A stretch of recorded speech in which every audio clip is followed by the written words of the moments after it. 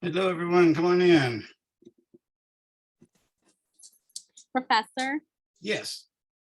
I wanted to know if there would be any way that you can give me just one extra day for the practice test. I was out of power and my AC was down all weekend. Okay. That does not sound like a big deal.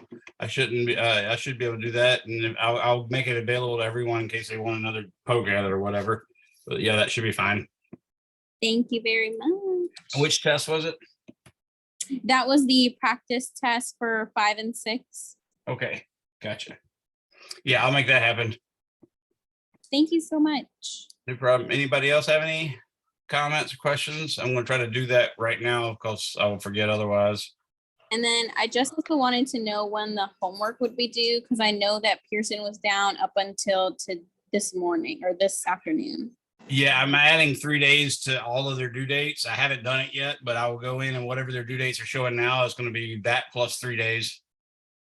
Okay. And then my last question is for the final exam, what's the percentage and are we doing it face-to-face or online? It'll be a face-to-face situation. It may or may not be online. I actually had some problems this last test. I caught numerous students having multiple windows open. So I might even have to require you to have a lockdown browser. All right, that's my intent at this point is you're gonna have to have the lockdown browser. So if you're using your own computer, even though it's face-to-face, I'll still let you do it on a computer, but you'll need the lockdown browser. Okay. Canvas. I mean through Canvas. Sorry. That's fine. Because we were just talking about it with our lab professor, and so when would the day be for the final? Because on the syllabus it says on the 1st, but he'll be away after the last week of July. Gotcha. Yeah, I think he had mentioned that to me. It would be something where I will end up covering it, but I think our last day is supposed to be August 5th. That's the last day of classes. And of course, we don't meet on Friday, so that wouldn't matter. But yeah, the last day of summer classes is August 5th. So it'd be on August 1. In principle, if y'all would really prefer, we could do it on the 27th, but that means it's coming real quick. Mm-hmm. So let me know if y'all really would desire to get it over with by the 27th. I can do that, but other than that, we'll just plan on it being during your normal lab time on August 1. Okay. Yeah, I meant July 27th. I don't know if I said August 27th or not. I'm kind of a goober that way. Question. Yes, ma'am. Because I'm late to the game, Okay. but so we're having an in-person final. Yeah, it doesn't count any different than the other tests, but yes. Okay, got you. And then the final's comprehensive. We know that, right? Yes. Yeah, it should be comprehensive. Not only that, I think I've already posted. Let me double check on that too. I thought I'd already posted a practice final for that. I might have done it with the day lecture instead of the night lecture. I've changed the due date. I've changed the date for the practice test 3, which is on chapters 5 and 6. I've changed that now to the July 20th. Also for the test for this Wednesday, is it still Wednesday? Because the practice test for that is blank. That's true. Yeah, that's chapter 8 and 9. Mm-hmm. Let's see, man, I thought I fixed that already. No, the test for 10 or 11 or something like that. It's 10, 11, and 36 that we're taking this week. Gotcha. But we had confusion because we haven't been on Pearson for like 3 days to do our homework. And so, yeah, go ahead. It's supposed to be in 2 days. So the 10, 11, and 36 is supposed to be a Wednesday. Let's push that back till Monday of next week. A week from today, in other words. Does that sound better to you guys? That's yes. Pretty dang good. Okay. And test 4, chapters 8 and 9. Have y'all done that yet? I can't remember. I got all my days mixed up. It's I think I made it where y'all did it on March 23rd, but I don't think that's really true. Obviously. Wait, So, for 8 and 9? yeah. We just took that one, right? Yeah, 8 and 9 we just took this You did past okay. Wednesday. And did y'all have a practice test for it? Because maybe I'm looking. Oh, yeah, that's what it was. Never mind. Okay, yeah, I think I'm looking at an old version of test 4. That's what happened. That scared me too. So yeah. Hmm. All right, so yeah, we'll push the 10, 11, and 36. I'm going to push that practice test as well. I'm going to push that back to due date will now be the 25th at lecture time, or lab time for you guys. What time does y'all's lab meet? 12:45, 1 o'clock, something like that? 2:15. 2:15.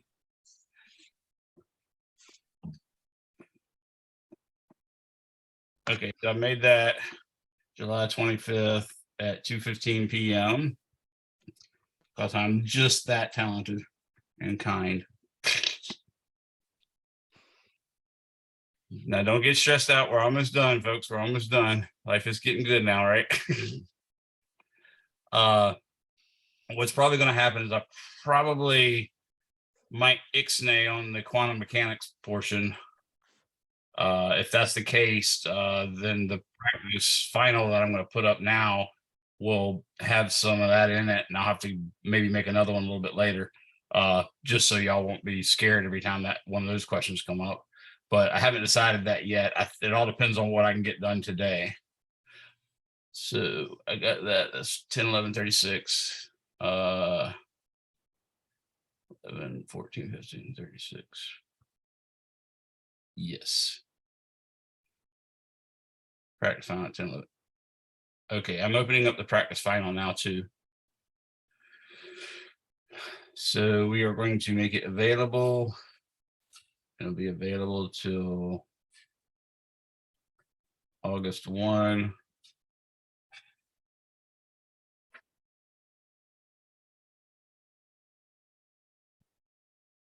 August 1, done.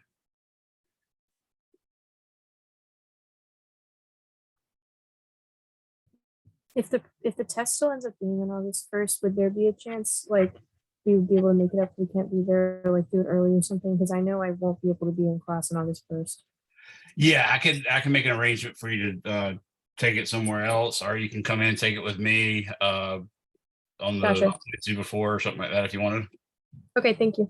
Just let me know ahead of time, because I will. I know for sure. Yeah, I know for sure I can't be there August 1st. So yeah, I don't need y'all to stay that whole extra week or whatever. So if anybody wants to, if y'all really want to, I can make 2 different tests, and then I can just let you guys, some of you that want to take it on the 27th can take it on the 27th, and the others that want to take it on the 1st, I can let them take it on the 1st. So okay, thank you.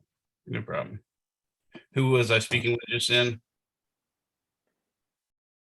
I didn't have your window up. I didn't see who was talking. Was it Nora? That was Sarah. That was Sarah. Okay.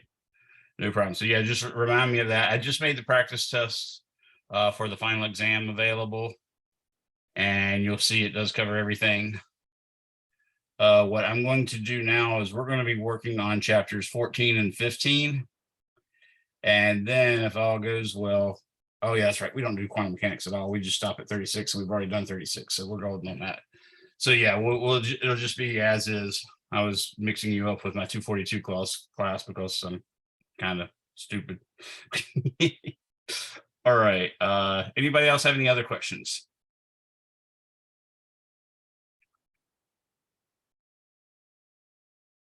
All right. Now, if I can find my Zoom window, we'll be on it. Zoom window. There you are. Okay. So if y'all have access to your ebook, it wouldn't be bad for you to have it, but if it eats up your bandwidth, don't worry about it. I can always do something to share that with you if need be. What I'm doing is using as basically just a problems thing. So we're going to be doing problems very similar to the ones in the textbook. So that's the only reason I even have it open, and wouldn't be that big a deal. for you either way.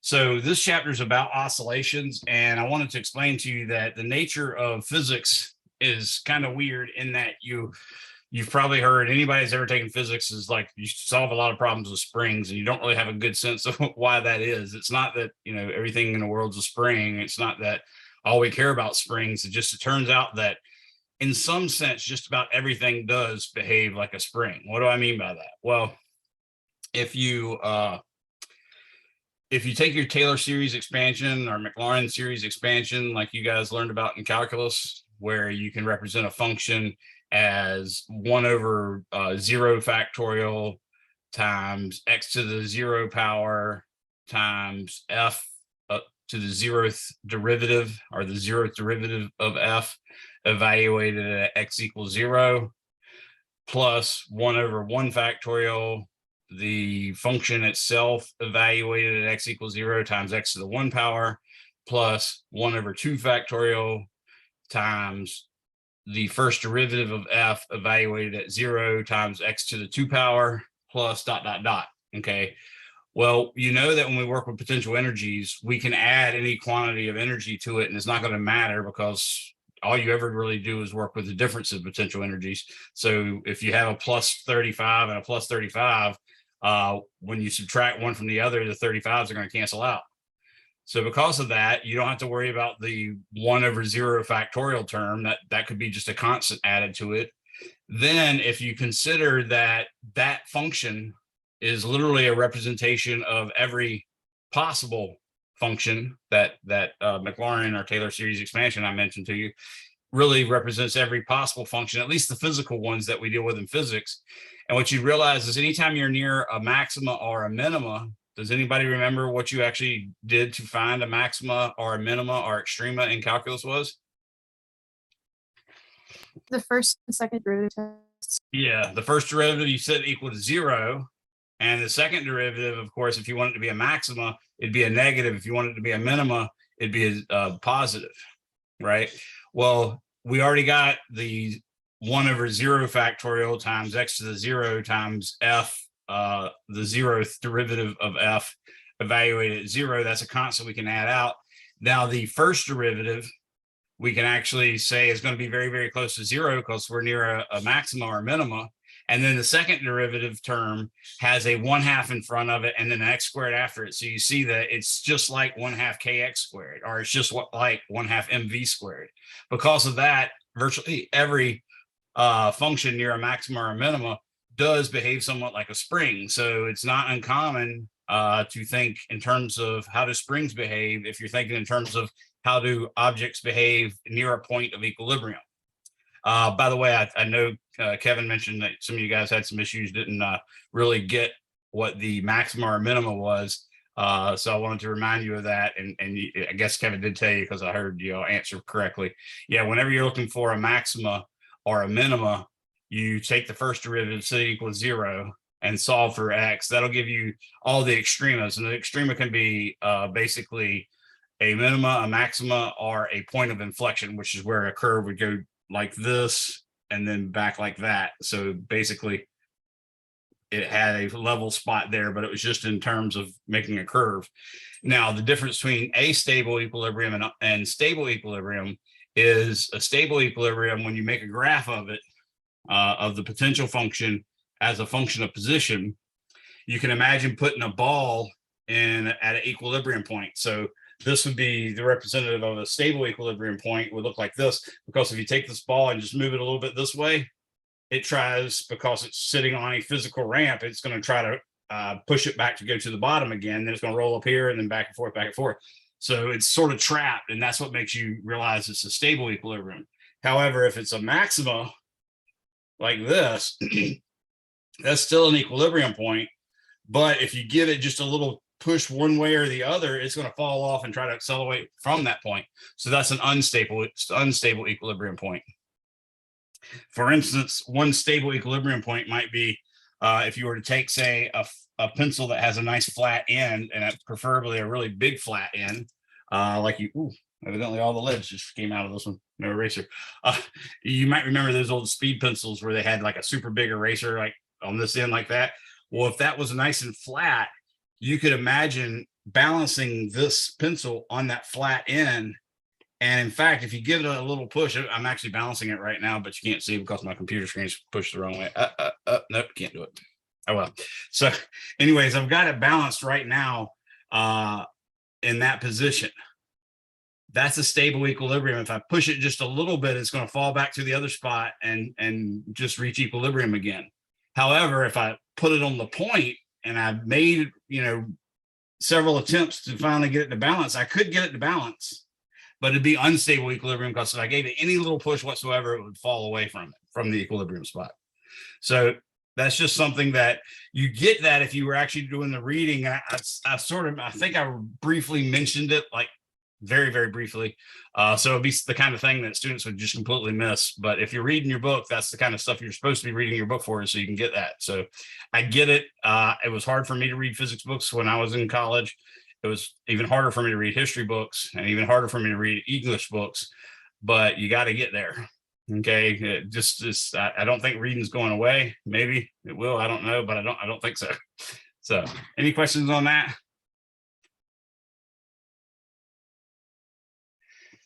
Yeah, he is not going to be there on that's Mr. Mitchell's not going to be there on August 1st, but that's our exam day. If you have a problem with being there that day, like I said, I can let you take it August 27th. But other than that, you're going to take it on August 1. So one of those 2 days at your lab time, which is 2:15. I don't know when that chat came out, but I just want to make sure I addressed it now that I see it. Okay. So that's the reason we study so much about harmonic oscillators. That's another phrasing for it, or SHM, simple harmonic motion, or mass on a spring. Those are various terms you can do it. And it turns out it's a lot of different places where it is actually oscillations as well, not just springs, say, but let's say a pendulum or something like that. So that's what we're going to study in this chapter. I'm going to give you sort of the details on how this problem is solved in physics. And basically, if you've had differential equations, you'll find this fairly trivial. And you'll think, wow, often you'll think, wow, I wish my differential equations instructor would have explained it that way. It's not necessarily that the differential equations instructor explained it in an improper or inefficient way. It's probably more that you're seeing it for a second time that makes it seem easy. So I'd love to take credit for all that, but there's no reason to.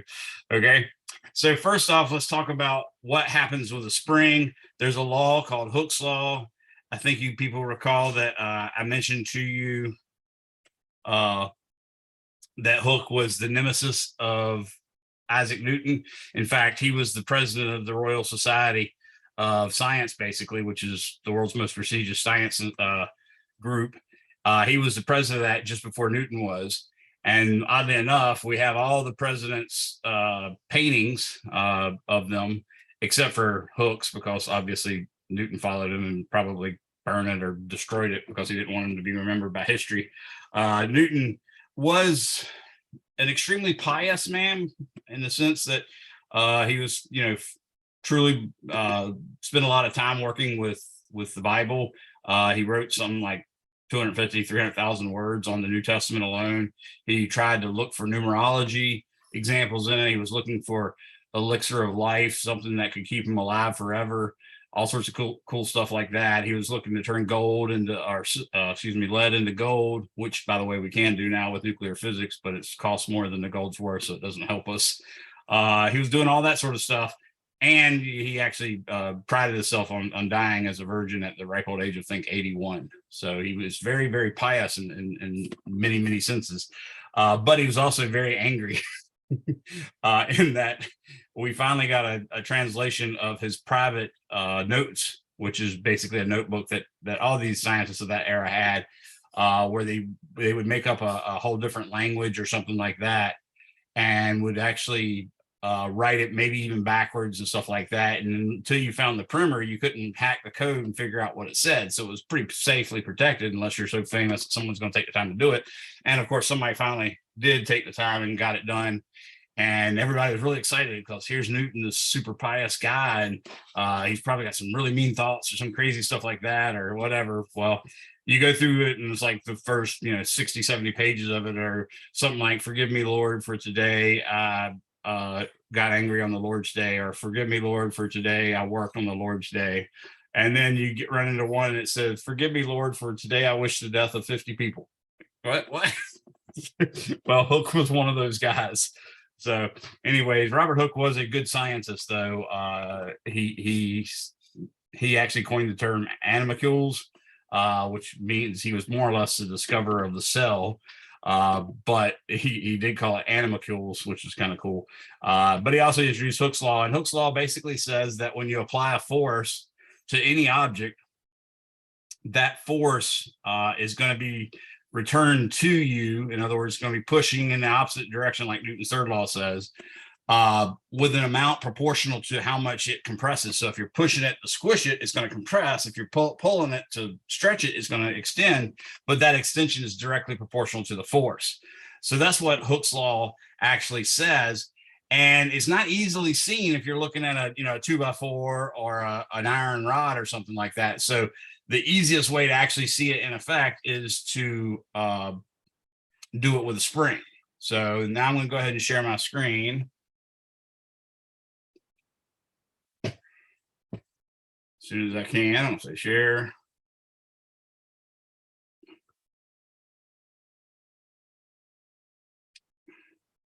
Light and fast I am.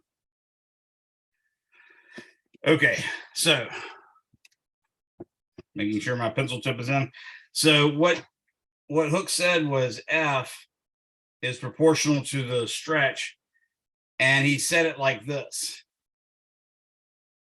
Okay, where we call K a spring constant because we normally deal with it with springs, but it's actually true for any material. Again, if you compress a 2x4, we know that if we put a force on each end, we know that the 2x4 is actually going to shrink to some extent if you're compressing it, or it's going to stretch to some extent if you're stretching it. And there is a constant proportionality between the force you apply and the actual stretch or contraction that it gets. In this case, the negative is strictly showing that if you pull X in the positive direction, then the force that the thing's going to apply to you is in the negative direction. So that's why the negative is there. And you can imagine a lot of different, very low level, simple problems. These are very much like Algebra 1, where they'd say something is directly proportional to something else. And then they give you a data point. They'd say like fuel consumption is directly proportional to average speed. If the fuel consumption at 20 miles per hour is 30 gallons per mile, what will it be at 40 miles per hour or 50 miles per hour or something like that? So they're just begging you to write C equals some constant times V. And once you do that, if you have a single value of C consumption and V velocity or speed, you can immediately get the K, and then you can use that K to find any other consumption for a given V. And that's basically a lot of the problems I'll have you do on here with that. So I don't feel there's much need to show you those types of examples because they're so rudimentary. But I just wanted to mention to you that this is Hooke's law, and those are the types of problems you'll solve. Hooke's law. Okay, again, it's also used in engineering for beams and stuff of that sort. So you'll see some examples like that. The main thing that I'm trying to get through to you in these chapters, though, is really the idea of what is oscillatory motion and what are the variables we use to characterize it. So it turns out that if you actually apply a force to something like a mass on a spring, let's say we had a wall right here and a floor right here, and you had this really nice spring, and you haven't sprung the spring so badly that it no longer coils up properly. Y'all probably all had a slinky when you were a child, or maybe even now, and the slinky will eventually get pulled so hard that one of the loops will be all jacked up. Well, it turns out even when it's jacked up like that, it still obeys the KX law, but what made it not go back, at least in that section, was that particular part failed. So if you do that little particular part of the spring, it's probably still going to have an F equals KX, but the K is going to be a lot different from the rest of the slinking. So with this one, it turns out, though, if you say, let's let it be at equilibrium. So we'll say the equilibrium position is here, and you pull it out to here. Say, what you know is going to happen is at equilibrium, the force is zero. So when this mass is over here on this part, the force is going to pull it this way. And by the time it gets to the equilibrium point, which is this point right here, it's going to be traveling with some velocity, but the force is going to be zero. But then immediately the force will be pushing back this way to slow it down. So it'll reach probably about the same distance away from equilibrium that it was before. It'll come to a stop, and then the spring will start to accelerate it again back that way. And then it'll go through equilibrium, reach a max speed at equilibrium, and then start to slow down again because the force will start pushing back on it like that. So with all that in mind, if let's say this is the equilibrium position, then what you'd see is the motion would look maybe something like this. Now, if you just look, say, from here to here, you'd say, oh, that looks like just like a sine curve. But if you look, say, from here to here, you say, oh, that looks just like a cosine curve. And that's because sine and cosine are very much the same sort of functions, except they have sort of additional starting points. But the main thing to know about that is really what are the parameters of this motion. So this was actually a position as a function of time. And if you figured out how long it took to go from here to here, that would be called t, the period. It's the distance required for it to travel what looks like a single sine wave. You know, you start to repeat yourself after you go from, say, this point right here to this point. You actually start to repeat yourself. So the minimum distance that you can go before you start repeating yourself is something else. That's called a period in the time space. But if you're talking about it in space, it's also called the wavelength.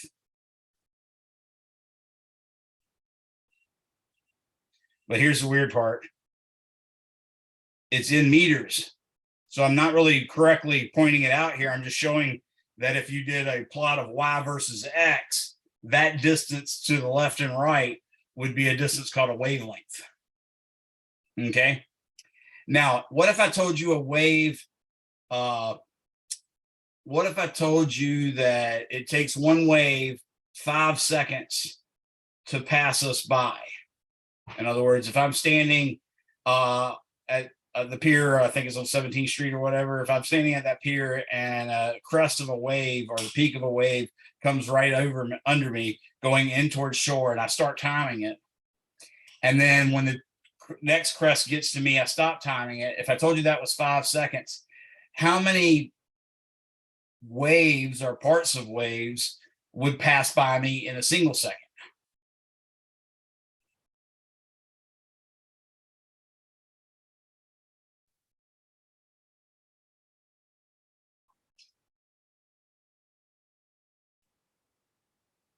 Anybody?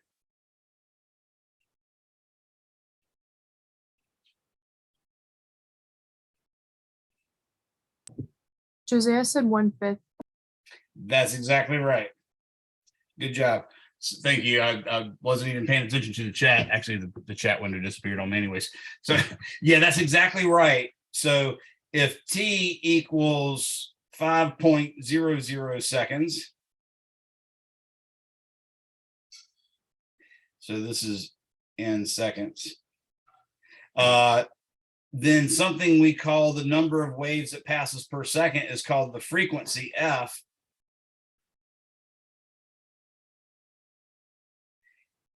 And it's not a coincidence that it's 1/5 cycles per second. In fact, the frequency is 1 over the period. And this unit cycles per second can be called CPS, or it can be called Hertz, which is abbreviated HZ. Okay. So those are two terms as well that come in handy. Of course, if we really want to go full wave, we have to talk about the distance from the center line here or here.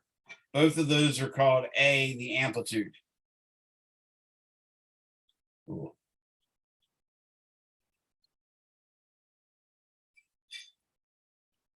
And of course, it also has a velocity V associated with it when we're talking about actual waves.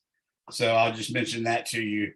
But if you realize that a single wave will pass you by in a period, you might guess that the velocity is equal to the distance divided by time. And you would come up with, well, the distance it traveled in one period is one wavelength, and the time is one period.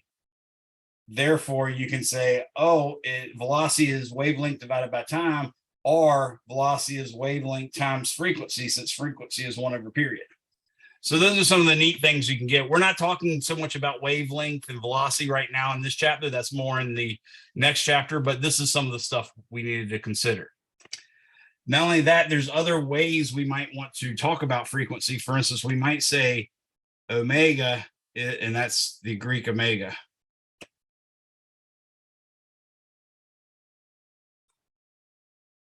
You know, as in I am the alpha and the omega. That's because the New Testament was written in Greek, and they were saying he was the beginning and the end. And the first letter in that Greek alphabet is alpha, and the last letter is omega. So that's kind of neat. But anyways, that's the Greek letter omega, and that's called the angular frequency.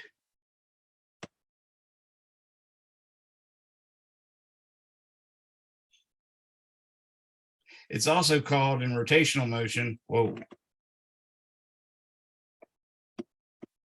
the angular speed, or angular velocity.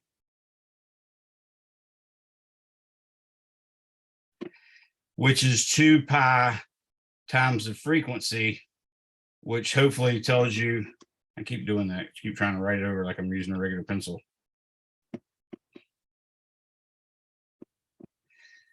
Which tells you that the unit of omega is radians per second, or you could use degrees per second, but the 2 pi is just telling you, hey, a cycle means 2 pi radians. Okay, does that make sense to everyone? All right, now all of that was for some reason, and it was for this reason. Let's take Newton's second law of motion. Newton's second law of motion is the summation of the forces is equal to mass times d2x over dt squared. That's one way of looking at it, right? And we have to treat x, say, as a x vector.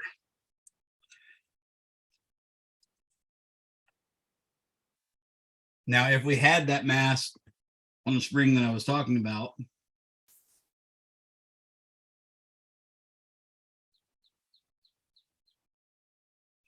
okay, and we knew its spring constant K, we had a mass M, then Newton's second law would tell us that M times d2x over dt squared, I've switched to one-dimensional now, that's why I don't have a vector symbol on it, is equal to negative K times X. This is called a second order ordinary linear differential equation. Second order, because the highest derivative is the second, linear, ordinary.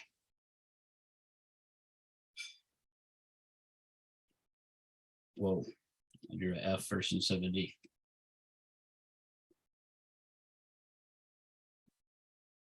Okay, ordinary means that it's ordinary derivatives, not partial derivatives.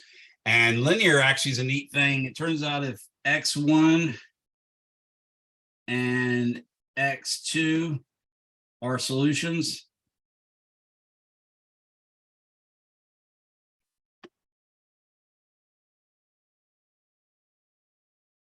then so is C1 x1 plus C2 x2, where C1 and C1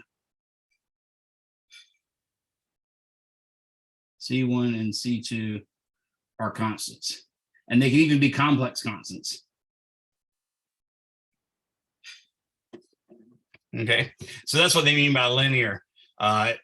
A linear operator or a linear differential equation is one that if you find two solutions to it, then the sum of the two solutions together, even if each one's multiplied by a constant and then added together, that will also be a solution. So that's really what we're talking about here. The normal way we write this is we would go ahead and try to make the front coefficient. In other words, the coefficient of the highest derivative, going to make that 1. And we end up getting k over m times x is equal to 0. Now that we see it's equal to 0, we say it's also homogeneous.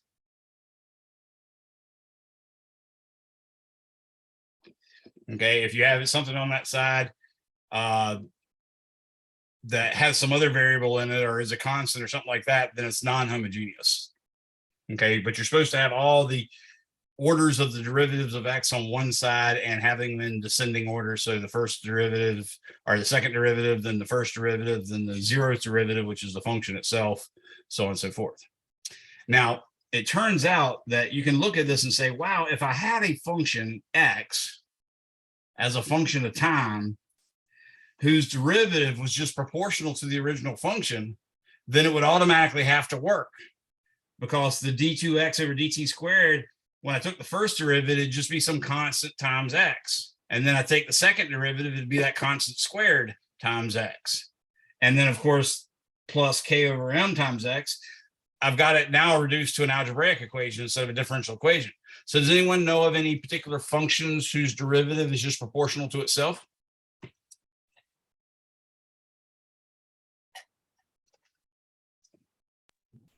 Would it be the derivative of ln of x? Almost the inverse of that, the derivative of e of x. Very good though. Yeah, so the derivative of, yeah, if you have derivative of e to the x, it's just e to the x. If you have derivative of e to the ax, it's a times e to the ax, that sort of thing. But yeah, you're right on the money. So what we do in differential equations is we say, let x of t equal to some constant times e to the rho t. Like that.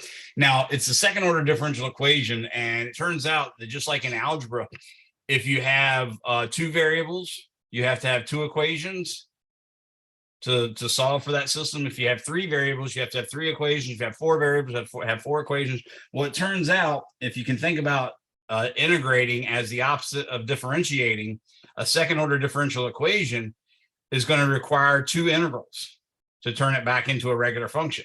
And each time you integrate without a range of integration, you get one integration constant. So it turns out that a second order differential equation really needs two initial data points.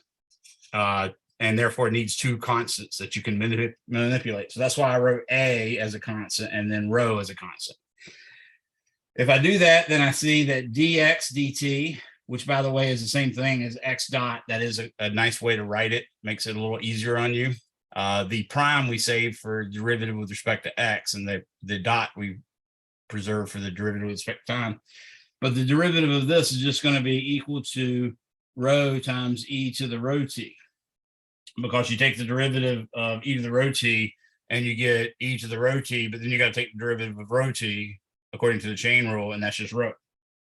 And that means that the second order derivative, which is x double dot, is just rho squared e to the rho t. Does that make sense? So as I suggested, if I plug this back in, I'm going to get rho squared x of t plus k over m times x of t equals 0, or since this has to be true,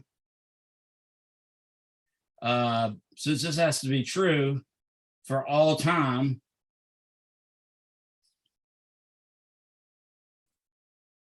then I can factor out the x of t, and that constant in front of it has to be, in fact, equal to 0 as well. Okay, so we get rho equals plus or minus I times the square root of k over m.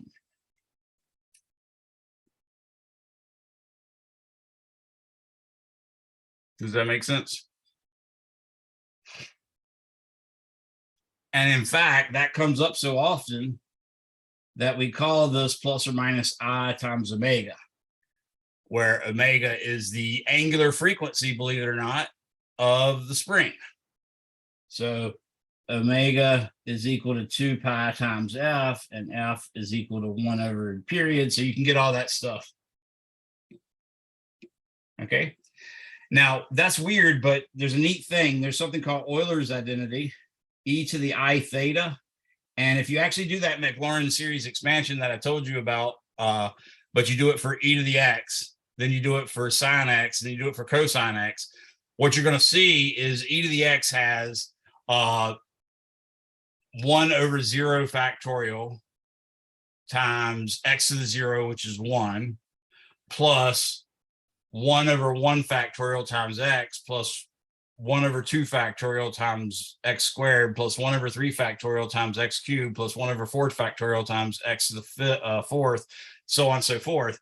When you do it with sine, it turns out that it just has theta, or excuse me, in terms of x, it just has 1 over 1 factorial times x, plus 1 over 3 factorial times x cubed, plus 1 over 5 factorial time. Actually, they're reversing in sign each time. So the first one should have been x. The second one should have been negative 1 over 3 factorial x cubed. And the next one should be positive 1 over 5 factorial x to the fifth, so on and so forth. And cosine turns out to be 1 minus 1 over 2 factorial x squared plus 1 over 4 factorial x to the fourth minus 1 over 6 factorial x to the sixth, so on. So you can see how, in some sense, the sine plus the cosine make each other up. And in fact, if you replace the x with I theta, I squared is just -1. So the squared terms are not going to have any i's in it. I to the third is just going to be negative I. And then I to the fourth is going to be -1 times -1, so it's +1. So again, you see all the even powers going to have no I in it, and all the odd powers are going to have an I in it. And in fact, it's just going to be a plus or minus I. So you end up, by looking at that, you realize this is just equal to cosine theta plus I times the sine of theta. And that's called Euler's identity.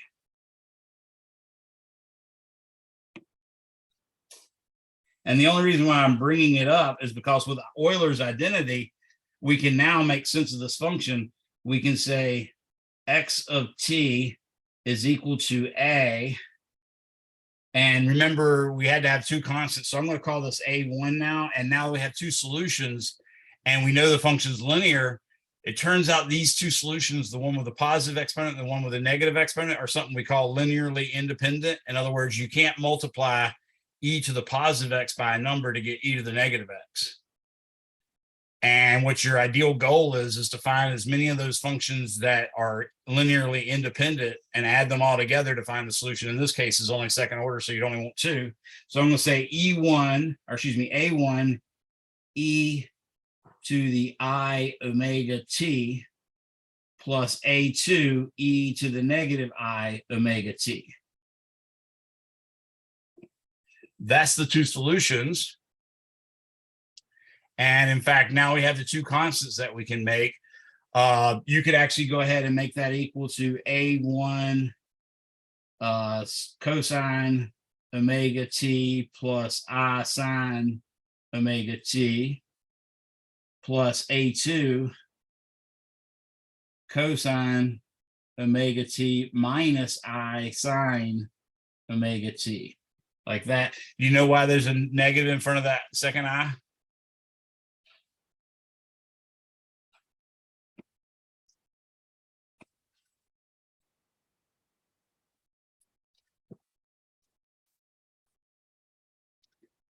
It's because sine is an odd function.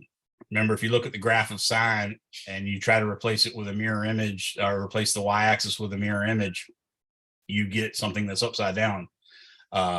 So what's actually the case is sine of negative x is equal to negative sine x. So that's why it comes out.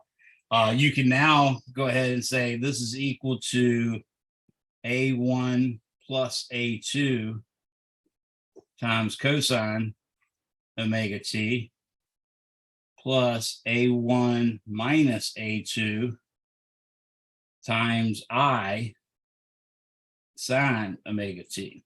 Now, generally at this point, you could just say, well, we're going to ignore the imaginary part, and you just call that a1 plus a2 cosine omega t is your solution. But you could also define that a2 to be some new constant times another cosine, and then you can use a double angle formula, and basically to maintain two constants that you can manipulate to figure out what the actual function is, you can just replace it with, let's say, b times cosine omega t plus delta, where this is called a phase angle. So that's a constant you could determine as well. So by doing it that way, everything's perfectly kosher, and you'll find out differential equations is a weird thing, but you can change those constants to anything you want to make the thing look nicer.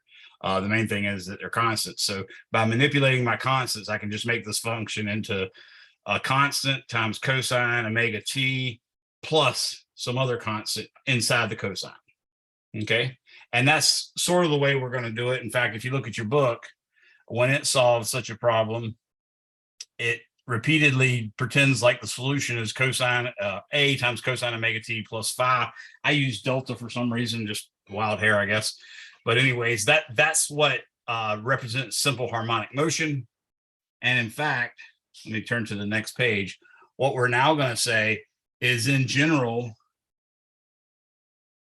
simple harmonic motion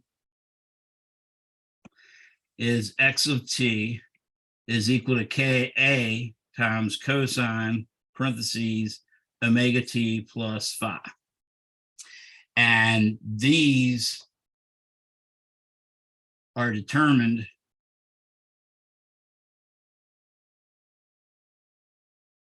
by two initial conditions.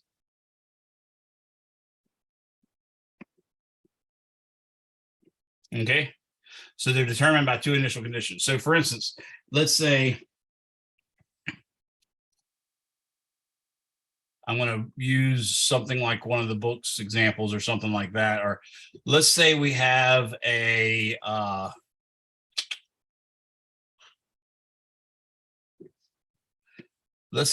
spring whose let's say we have a spring that actually compresses by an amount of, let's say, 4 centimeters. A spring compresses by 4.00 centimeters when it is compressed by a, let's say, 250 kilogram mass. I would say A, what is K, the spring constant? B, how much would it compress under 500 kilograms. C, if we started the spring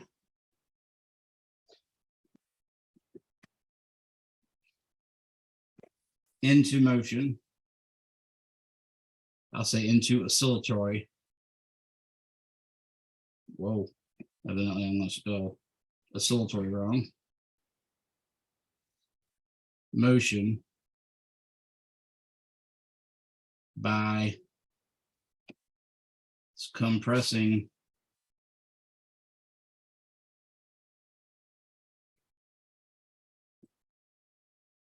it to 3.00 centimeters and releasing it.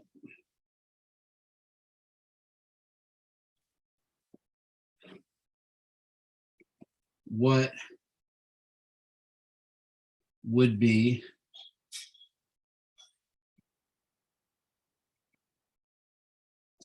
omega f x of t, v of t, and a of t?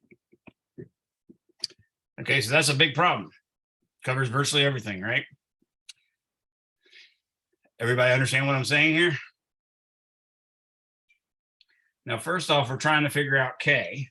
So I'm going to go to red to write my solution. So part A, K, at least in magnitude, is just equal to F over X. Well, the F is going to be 250 kilograms times 9.80 meters per second every second. Remember, because F is really just mg if we're talking about a weight. And then that's going to be divided by 0.0400. In other words, I'm trying to make sure everything has 3 sig figs. So I could put a dot there and I could put a dot there just to confirm that the 500 and 250 are both 3 sig figs. And this would be meters down here. Now that top is a kilogram meter per second squared, which I think you know means a Newton.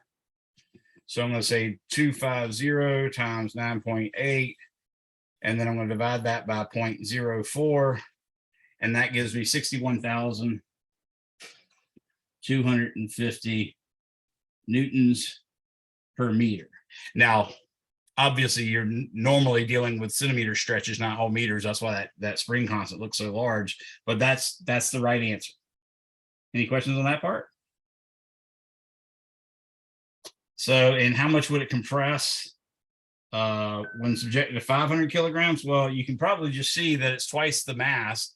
And since the force is directly proportional to the compression or the stretch, it should be twice as big. And that would say it's going to be 8 centimeters. Or you could go through the trouble and say that X is actually equal to F over K. So you then say 500 kilograms times 9.8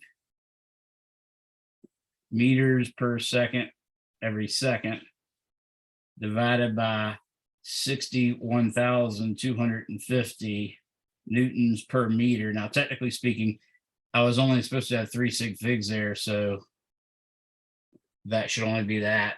But anyways, when I divide that, I think you'll see that you get 500 times 9.8 divided by 61,250, and I get 0.0800 meters, which is 8.00 centimeters, just like we expected. Now, C is where things get tight. But what we learned is that omega is really easy. Omega is just the square root of K over M. So it's just going to be the square root of 61,250 newtons per meter divided by, if we're assuming, of course, that the mass that we originally had on it was the 250, not the 500. So I'm going to say divided by 250 and I put a dot there, kilograms. So I'll take the square root of 61,250 divided by 250, and that gives me 15.6. Whoa, switch to erasing there all of a sudden. 15.653. And of course, you can see that's newtons per meter, which a newton is a kilogram meter per second squared. So that's a kilogram per second squared. And then divided by a kilogram, that's just a reciprocal second squared. So we get radians per second. And that means F, of course, is omega is equal to 2 pi F. So F should be omega over 2 pi. So I divide that by parenthesis 2 times 3.14159, close parenthesis. And that gives me 2.49. And that's hertz. And I carried one extra sig fig on that one. So we've got 4 answers so far. What they want to know now is, they didn't ask for the period, but I'm going to go ahead and do that anyways, because the period is 1 over F. So I'm going to switch to the next page and say T is equal to 1 over F. And that is, of course, 0.4014 seconds. That's the period of motion. Okay, again, they didn't ask for that part. Now, what we did find was that x of t is supposed to be equal to a times the cosine of omega t. Well, we found out that our omega was, of course, 15.7, so 15.653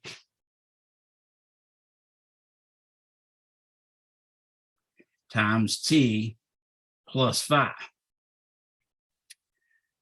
But we don't know a and we don't know phi. But what we do know is that x of t equals 0, which is actually just x of 0, was actually equal to, remember I said if we started it, the spring into oscillatory motion by compressing it to 3 centimeters, so we know it's 0.0300 meters. And technically, since I said compress it, it should be a negative there. So now I can say negative 0.0300 meters is equal to a times the cosine of 0 plus phi. Okay.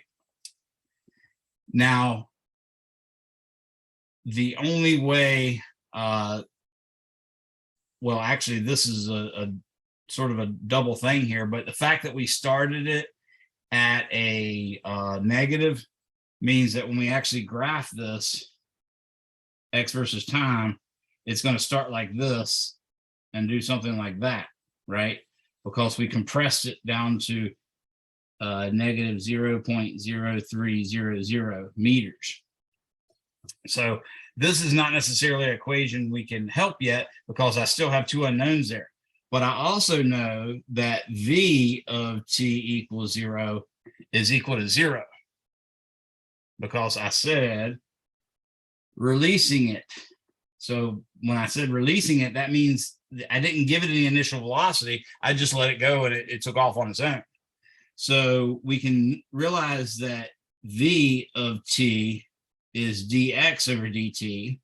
And if I take the derivative of dx over dt, I will get a times omega cosine omega t plus phi. So now I can say 0 is equal to, let's go ahead and write in omega. Omega is 15.653 radians per second times a, oh, excuse me, I said times cosine. That was a mistake. the derivative of sine, of course, is cosine. So the derivative, but the derivative of cosine is negative sine. So it's going to be negative. Dang it. Still have this on there.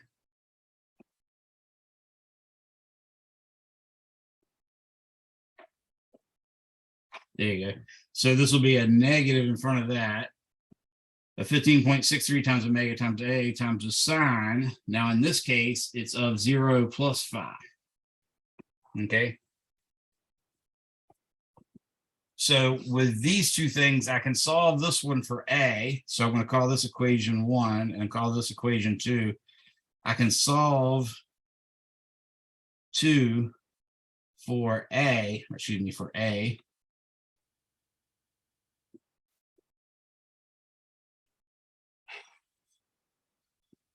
To get a is equal to, actually, if I divide both sides by a, I just get 0. So I get 15.653 times sine is equal to, or times the sine of phi is equal to 0.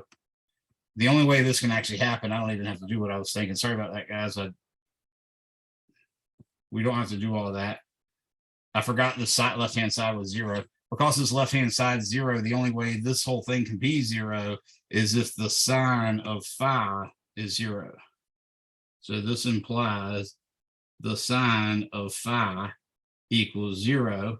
We know what sine looks like. Sine looks like this. So you see sine can be, a phi must be 0, pi, 2 pi, something like that. So I'm going to say phi equals 0. I could have chosen pi, and if I did, that would actually sit cosine, and that would give me a phase constant of pi, and that would actually correct for the fact that cosine is starting upside down in the x of t column. But now that I have that, I can now plug that back into 1.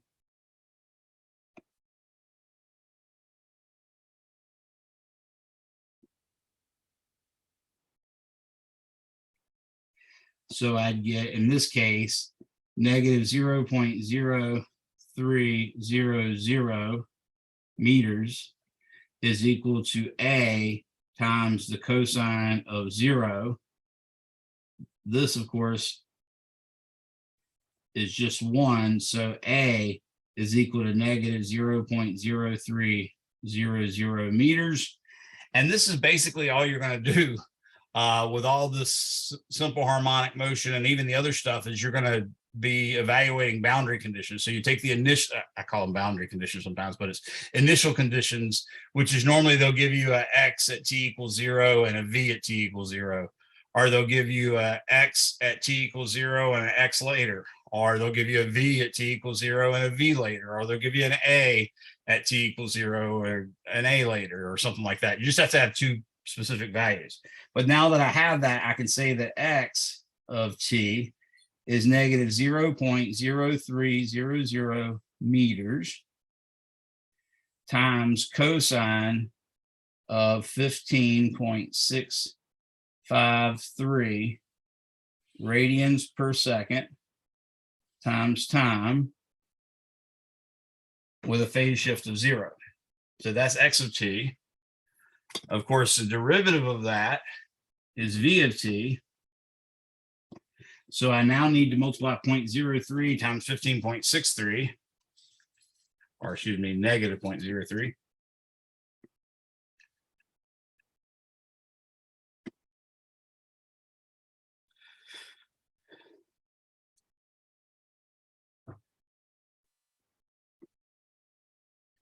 And this gives me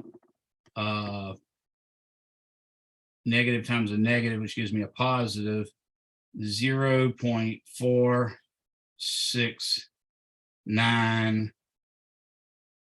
Again, I'm carrying 2 extra sig figs because that first one the one that I wanted to carry was a 5. So to keep it from being ambiguous, I had to say this is going to be meters per second times the sine of 15.653 3 radians per second times t. And then A of t, which is equal to dv over dt. Okay, I'm going to get this times another basically omega, because I take the derivative of sine, I get positive cosine, but I also get that omega coming out in front. So I'll say negative, or in this case positive 0.46959 times 15.653 gives me 7.350. Carried one extra sig fig. That's meters per second times the cosine of 15.653 radians per second times time.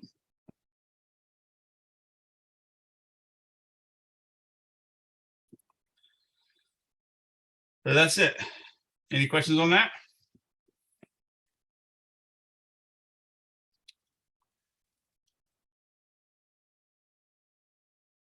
All right, your book actually solves this for a specific case. It says, let's say the initial velocity is, say, v0. Let's say the initial position is x0, or maybe they'll even say x equals 0 is initial position. And then they solve that with the two boundary conditions, and they end up getting an expression for A and an expression for phi.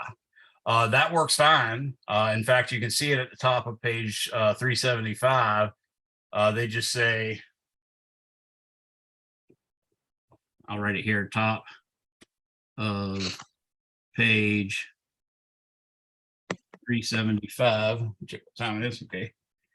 They say x0 equals x of 0 is equal to A cosine phi. Then they say v0 is equal to V evaluated at 0, which is equal to negative omega A sine phi, which is also equal to negative V max, which that should make some sense to you, times the sine of phi. And then A 0 is equal to A evaluated at 0, and that's equal to negative omega squared A cosine phi, which can also be represented as negative A max cosine phi. So you can sort of use that over and over again. And they do an example like they say a vibrating floor. A large motor in a factory causes the floor to vibrate at a frequency of 10 hertz. The amplitude of the floor's motion near the motor is about 3 millimeters. Estimate the maximum acceleration of the floor near the motor. Well, that's, they're asking you to estimate the maximum acceleration. Well, looking at that third thing I wrote down there, A max has got to be omega squared A. They gave you A, that's the amplitude. That's why we called it A to begin with. That's 3 millimeters. You're going to multiply that 3 millimeters times basically the 10 hertz, but we need that in omega, not in F form. 10 hertz is an F, whereas radians per second is omega. So I got to take that 10 and multiply it by 2 pi. So that's what, 62.8 radians per second. So I got to square 62.8 radians per second and then multiply it by 0.03. Well, 62.8 squared is maybe 3,700, something like that, 3,600. And then divide that by 1,000, that's 3.6. And then multiply that by 3, that's about 9.6, 10, something like that. Your book estimated it to be 12 meters per second, but it actually used the number 62.8, squared it, multiply it by 0.0003. So that's the type of problems you're going to solve here.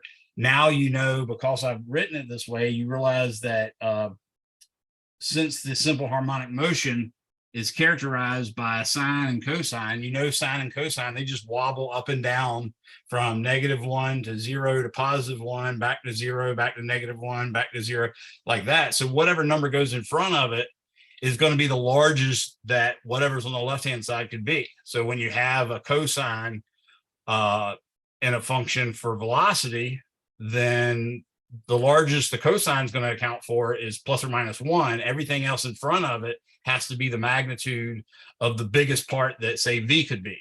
Or if it was on the other side of A, it'd be the A max. So that's all they're telling you there. And that should be pretty, commonsensical just from your experience with trigonometry and graphing trig functions. Okay. So you can see a lot of different problems like that. I think your book goes over like 4 different examples. That's all well and good. And it's a good thing to practice. You can also do a more general case, like, let's say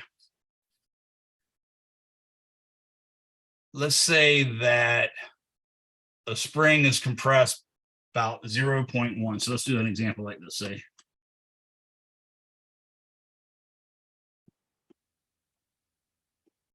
Oh, I don't know what it happened. It went away. Oh, my battery's getting down too. That's kind of scary. All right, so a spring is compressed 0.100 meters from equilibrium. So compressed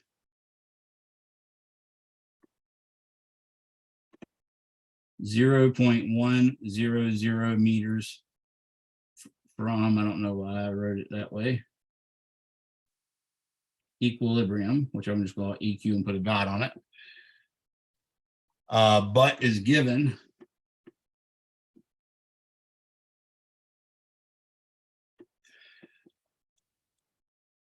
a shove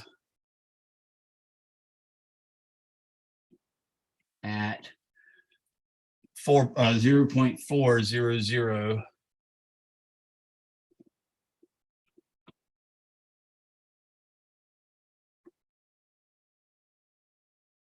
meters per second at t equals 0. What they want to know is A, the phase angle,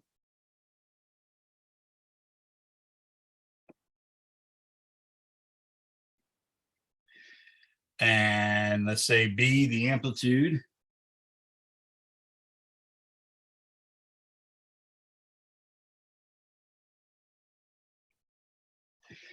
and let's say C, X is a function of time. Okay.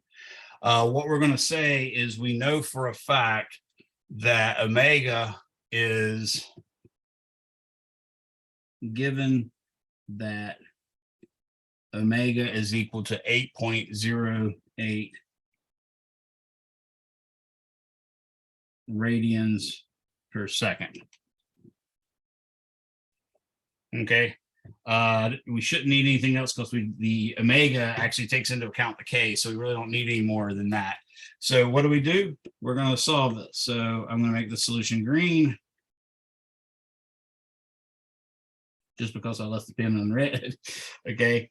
So for part A, what I have to do is I have to take my initial conditions. Since it said it's compressed, I will say x0 is equal to negative 0.100 meters. And that is equal to A times the cosine of phi. Okay.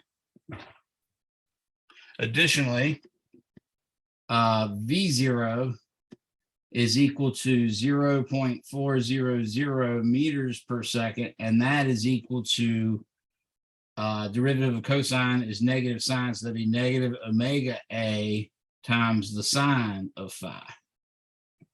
Okay.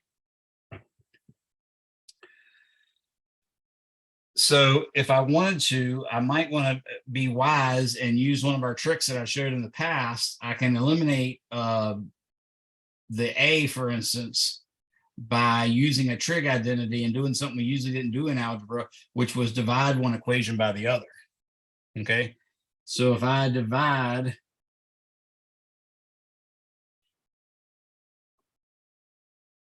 V0 equals ... by x0 equals ... then what I get is 0.400 meters per second over negative 0.100 meters is equal to negative 1 over omega times the tangent of phi. So phi is going to be tangent inverse of 0.400 meters per second times 8.08 radians per second for omega divided by negative 0.100 meters. And I think you can see that that's going to come out in to be units of just radians. Professor, Yes. question, if you're dividing the velocity or v0 by x0, shouldn't omega be in the numerator? Oh, thank you. Good catch. Nice. Yeah, I wrote it Yeah. right for half the equation and completely wrong for the rest of the half. Thank you. Good catch, because that was just screwing my units up. So let's take this part out. So yeah, you're exactly right. That should be omega A sine phi over A cosine phi. So this should be omega here. Well, still got it on the eraser. That might be smart of me to change. Thank you. So the inverse tangent is actually going to be the inverse tangent of 0.400 meters per second divided by negative 0.100 meters. Supposed to be a decimal right there. Supposed to be a negative right there. And times 8.08 radians per second. Okay, so of course the tangent of phi is the tangent of negative phi is equal to negative tangent of phi. So you really don't have to worry too much about that negative. But either way, we're going to say 0.4 divided by parentheses negative 0.1 times 8.08, and I get negative 0.49505 of negative 0.49505. Obviously, I got a bunch of extra sig figs there. So I'm going to say arctan of that, and I get negative 26.37 degrees, which I really should keep in radians, to be honest with you. Just it's normally more acceptable to do that. So I'll say that is 26.377. I'm going to multiply that by pi and then divide it by 180. And I get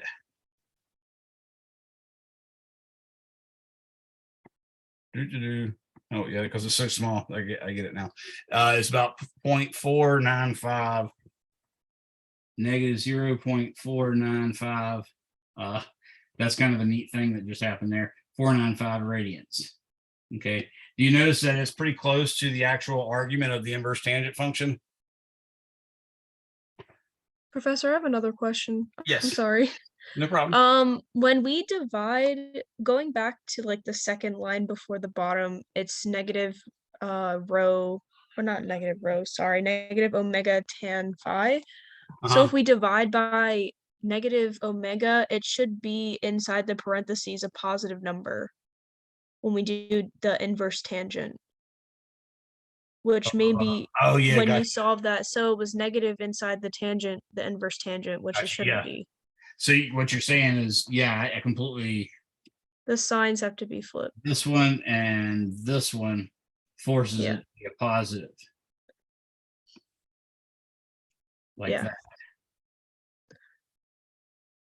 You're exactly right. Nice catch. Thank you for that. And the good news is, because the tangent function behaves the way it does, all we had to do is It change doesn't really matter. Yeah.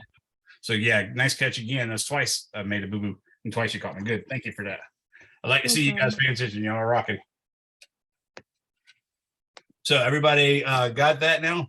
That was a typical type of problem where we're asked to figure out, you know, from the initial conditions, what's the phase angle, what's the amplitude. So far, all we've done is the phase angle, but we have learned that phi is equal to positive 26.37, carrying an extra digit degrees, or 0.495 radians. Now, again, I asked, does anybody know why the argument, in other words, the number that's inside of inverse tangent, is pretty close to the number that actually was the answer in radians?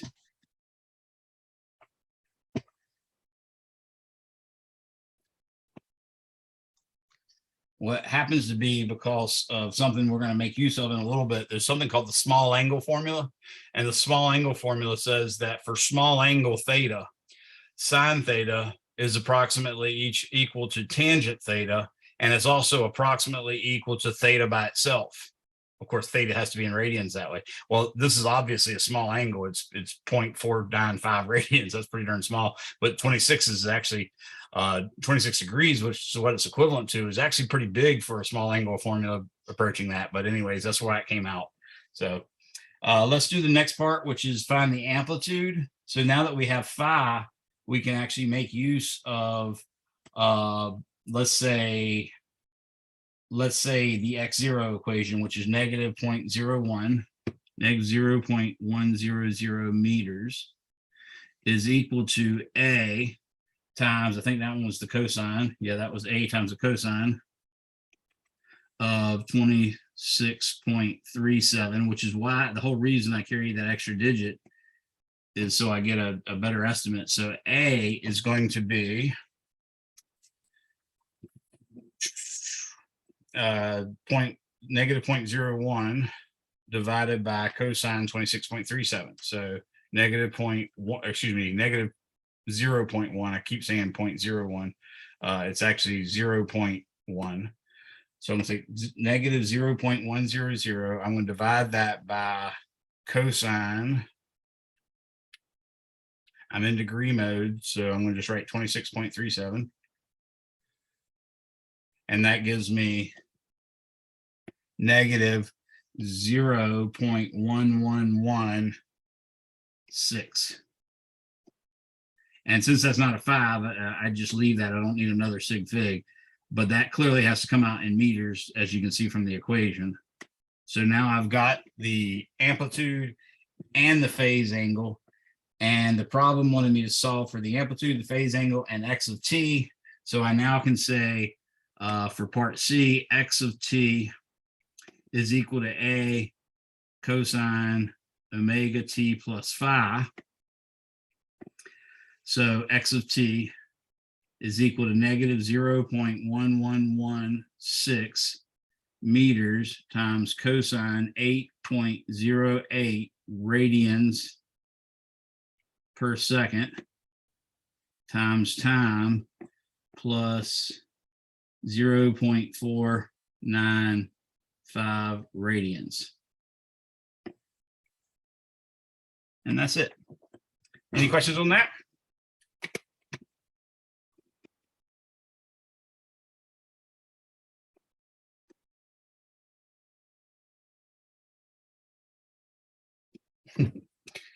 All right, so that's basically the dynamics of a harmonic oscillator with no kind of damping. So I didn't take into account air resistance or friction or any of that kind of stuff. Believe it or not, we can actually take that into account. But before doing so, I should probably talk to you a little bit about realizing the energy dynamics of the harmonic oscillator. And the energy dynamics of the harmonic oscillator are the total amount of energy you could have in it could be equal to 1/2 the mass times Vmax squared. In other words, as I told you, when the mass passes through the equilibrium point, since it's in equilibrium, it has no potential energy. So all the energy is in the form of kinetic energy, and therefore that's the time that it has a maximum velocity. So the total energy is 1/2 V m times Vmax squared. But if you wait some time later till the mass comes to rest, then you'd have 1/2 K x max squared, which by the way is actually 1/2 k times a squared. Okay, because that's what x max is. It's just the amplitude. So that's the total energy at any time. You can either calculate it with 1/2 k a squared, or you can calculate it as 1/2 m v max squared. And remember, v max is equal to omega a. So you can see they're related. So that also allows us to figure out what the velocity is at any point in time, because you can say at any point in time you have 1/2 k x squared plus 1/2 m v squared is equal to, let's say, 1/2 k. In this case, I'm just going to assume that we would want it in terms of a squared. So if you want to know the velocity at any particular time later, all you have to know is how much it's compressed. So for starters, we can get rid of the 1/2, and we're going to have k times x squared plus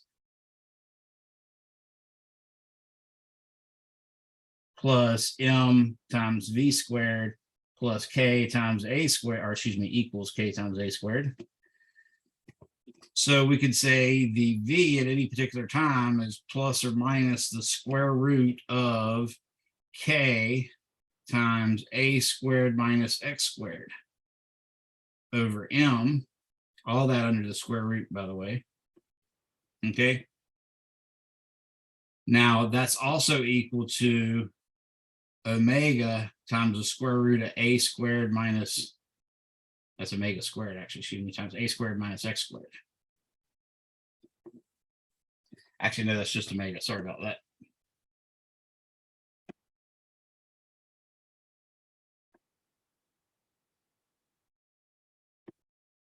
Okay, so that's one thing you can do. Another thing you can do is solve for x. And you'd say x is going to be equal to plus or minus. In this case, it's going to be k a squared minus m v squared, but then all that's going to have to be divided by m.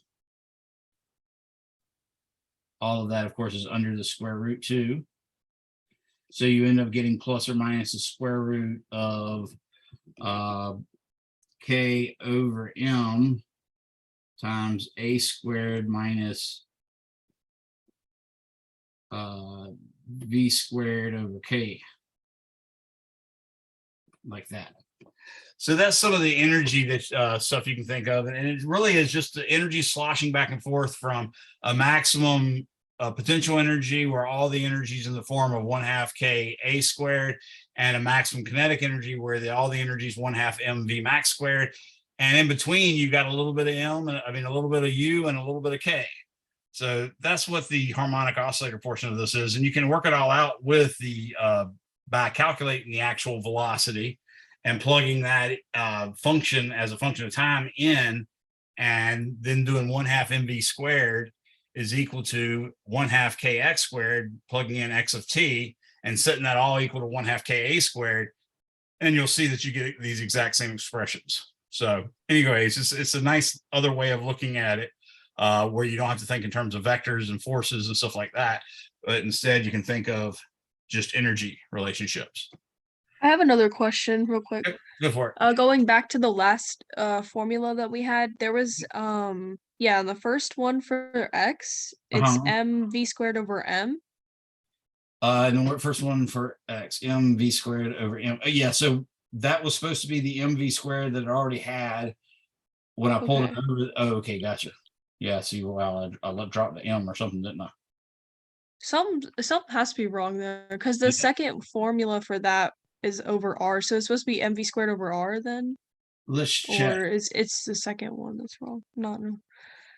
Yeah, so this one turned out okay, but the other one was when I was trying to solve for x.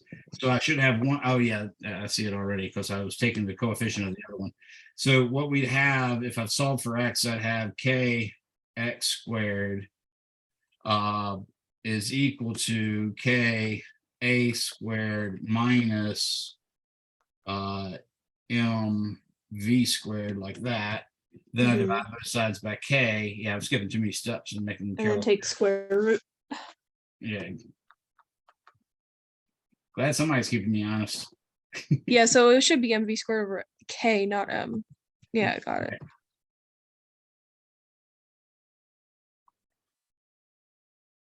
Like that, maybe? That looks, I think that looks right. Yeah, that's Yeah. what I got. Good job. And actually, yeah, Mhm. just looking at that in the book when so when you called me, I flipped through the next page and saw that I had written that wrong. So good, nice catch. Oh, okay.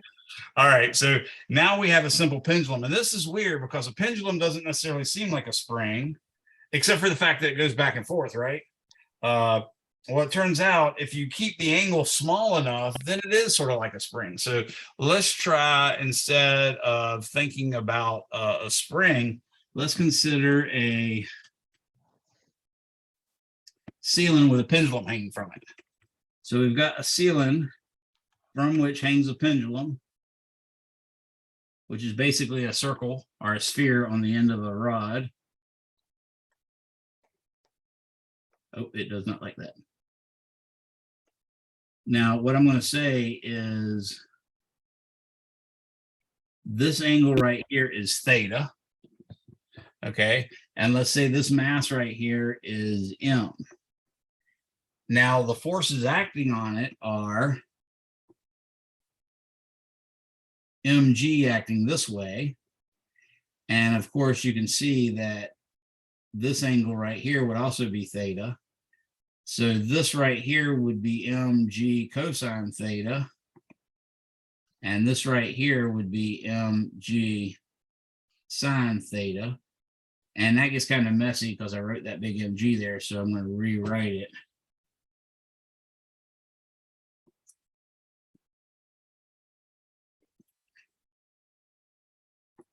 And say this is mg here.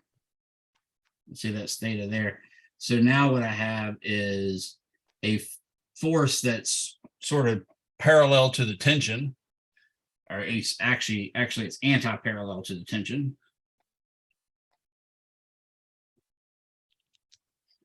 Okay, and then we have a force that's perpendicular to the tension. And we could use our rotational motion thing that says torque is equal to I times, in this case, d2 theta over dt squared instead of alpha. And for a rod, or excuse me, for a mass at the end of a massless string, I is just equal to m times L squared. Okay. So in this case, we can see the torque, which, by the way, automatically mg sine theta is automatically perpendicular to the lever arm. So the torque is just going to be L times mg sine theta. And that's equal to, in fact, that force is restorative. So it's going to be negative. It's going to tend to decrease the angle. That's going to be equal to ml squared d2 theta over dt squared. So I can immediately get rid of the m, and life is looking pretty good there. I can get rid of one of these l's, and in fact, I can go ahead and write it as L d2 theta over dt squared plus g times sine theta is equal to 0. So again, if you consider the sine theta Taylor series expansion again, you'd realize it would be 1 over 1 factorial theta to the 1 power minus 1 over 3 factorial theta to the 3rd power plus 1 over 5 factorial theta to the 5th power minus ... like that. You can see for small theta, in other words, theta much less than 1, theta to the 3rd power and theta to the 5th power is going to approach 0. So sine theta approaches just plain theta. So now I can say d2 theta over dt squared plus g over L theta is equal to 0. And that tells us that our function is going to be theta as a function of time is just going to be a times the cosine of the square root of g over L times t plus phi.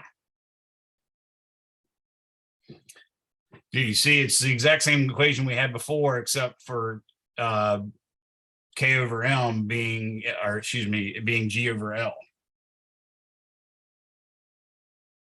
Does that make sense? So everything we did with the harmonic oscillator works for the pendulum, and this part's kind of weird, works for the pendulum as long as the angle is pretty small. But to be honest with you, I've gotten like less than 5% error for the angle being like 30 degrees in an actual lab setting. So the only difference is, in this case, omega is equal to the square root of G over L. But everything else works the same. Does that make sense? It also turns out that that's for a simple pendulum. But again, if you actually did it for what we call a physical pendulum, that's a pendulum that actually has some body to it. Then the only difference would be, like, let's say for a baseball bat, that's literally the example your book's using. It draws a baseball bat like this, say, well, not quite like this. That's not horrible drawing on electronic smooth stuff here. Let's say you're actually pivoting it from right here. And then, of course, the center of mass is probably somewhere right about here. And it has a mass of M, right? This would be the angle theta. Well, it turns out again that the summation of the torques equals I times d2 theta over dt squared. The only difference is now you're saying that the distance from the center of mass to the center of rotation is the actual lever arm. So that's the H now instead of an L. So you end up getting, of course, d2 theta over dt squared plus M times G times H over whatever the moment of inertia that sucker has, I, times the sine of theta is equal to 0. So in this case, you can see for small theta,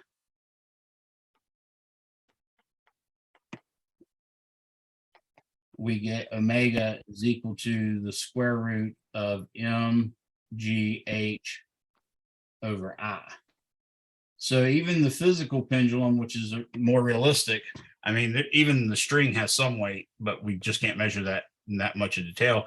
But you're still going to get the exact same equation. You're going to get, in this case, just like we did before, A, or theta max, which is what I could call that. You're still going to get the exact same equation, but now we've got omega is equal to square root of mgh over L. Excuse me, over I, the moment of inertia. Any questions on that? So again, you're doing the exact same problem with a physical pendulum. The torsion pendulum works the same way, except in that case, you're like using a flat piece of ribbon. Let's say like a steel tape measure or something like that. If you hung it down, it would want to stay just straight with no twists in it. But if you had a weight on the end and you gave it just a little twist, it's going to start twisting back and forth, back and forth, back and forth. And that's what we call the torsion pendulum. And the equations are the same. Torque is equal to some K times theta. So you get another case. What I want to go to now is damped harmonic motion. And that's just a little bit more of a complication. So with damped harmonic motion,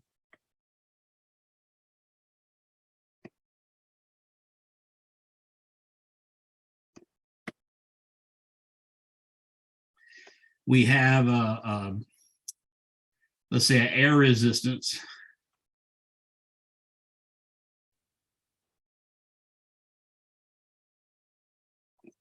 that's proportional to V, which of course is equal to dx dt.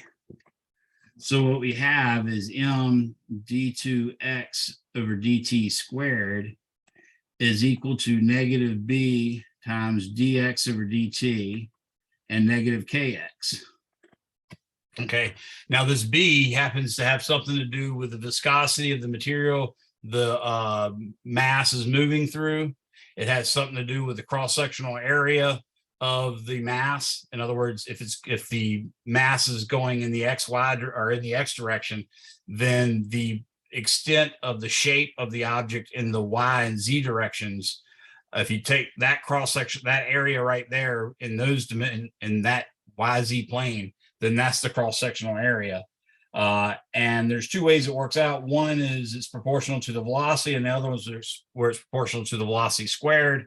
That's more when you're dealing with really high speed stuff or really high viscosity liquids. You're more likely to have a v squared, at least in my experience. So we don't touch that for starters because it's no longer a linear differential equation, and that makes it ugly. But we can solve this one as is. So let me show you how. It's actually exactly the same process. I'm going to get all the terms on one side, and I'm going to make the coefficient of the second order derivative equal to 1.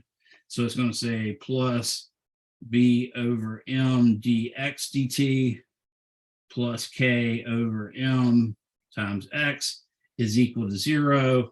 I'm going to say, let's let x of t be equal to some a times e to the rho t. Then x dot is equal to rho a e to the rho t, and x double dot is equal to rho squared a e to the rho t. So I now have rho squared a e to the rho t plus b over m rho a e to the rho t plus k over m a e to the rho t is all equal to 0, but that has to be true for all time.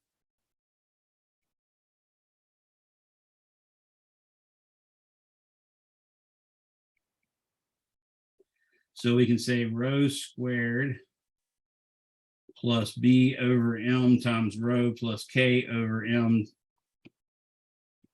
times x of t is equal to 0. So this means rho has to be equal to negative b over m plus or minus the square root of b over m squared minus 4 times 1 times k over m. All that over just plain 2. So that becomes negative b over 2m plus or minus the square root. I'm going to pull that 2 inside the square root, and that's going to make b over 2m squared minus k over just plain m, like that. Okay. So there's part of it. Well, basically, there's 3 possible cases. And just like they did when we were doing the quadratic formula, it depends on the discriminant. In other words, this stuff right here. So if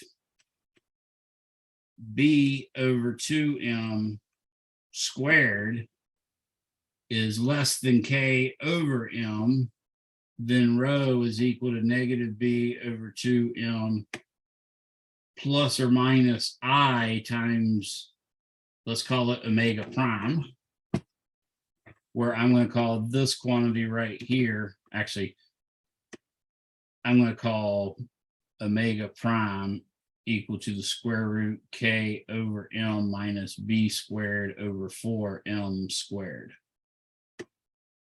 Okay, that's what omega prime is. So that works out pretty nice, because when you have that, then you have x of t is equal to a times e to the negative b over 2m times t. That's just an exponential decaying function.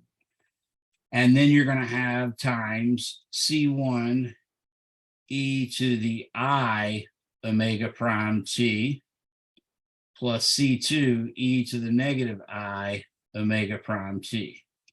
So just like we had before, we can just call this a cosine omega prime t plus phi. Okay, so that gives us one of our constants, the phi. The a out in front is the other constant. So that gives us enough motion and or enough constants. So what that means is you're going to have a cosine function that could be shifted by that phase angle, that phi right there. But if phi is 0, then it's going to look like this. Meaning it's going to have this asymptotic, or excuse me, this exponentially decaying amplitude. And that's called underdamped.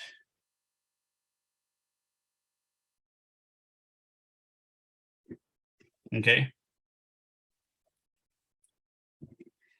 Then that was the condition we gave right here. If b squared over 4m squared is actually greater than k over m, then we don't get an imaginary number in there at all. So we actually have no oscillation whatsoever. We just get basically x of t is equal to a times e to the negative b over 2mt times e to the square root b squared over 2m squared minus k over m times t, and then plus some other constant, say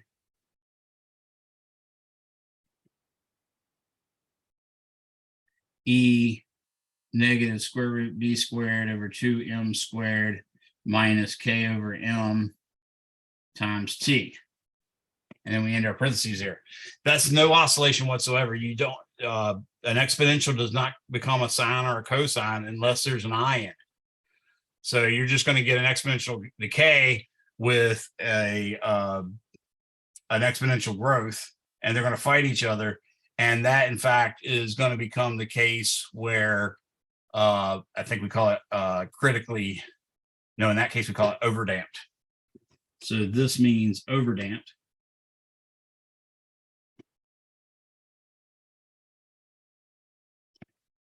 And then if we have the case where b squared over 4m squared is equal to k over m, we have critically damped.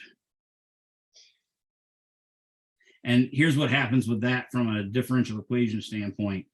When you get only one solution for a linear, homogeneous, ordinary differential equation of second order in this case, and the square root part, the plus or minus part, is 0, then you're only getting one solution for something that's supposed to have two linearly independent solutions. Well, it turns out you can multiply that by a binomial. Since it's a second order differential equation, you'd have one constant term and then one linear term. If it was a third order differential equation, you'd have one constant plus a constant times a linear term plus a constant times a quadratic term. Or if it was a fourth order, you go a constant times t, or plus a constant times t, plus a constant times t squared, plus a constant times t cubed, so on and so forth. So in this case, what you end up having to do is you say x of t is equal to some constant, let's say a plus b t times e to the negative b over 2mt. And that's called critically damped. And they really look like this. So let me make it look a little neater if I can.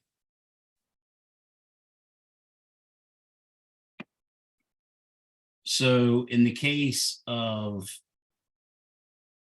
the underdamped, we would basically look like this.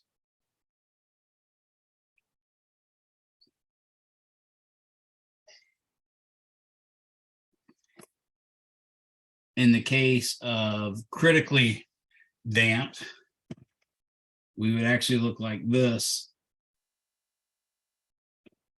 Or excuse me, that's not critically damped, that's overdamped.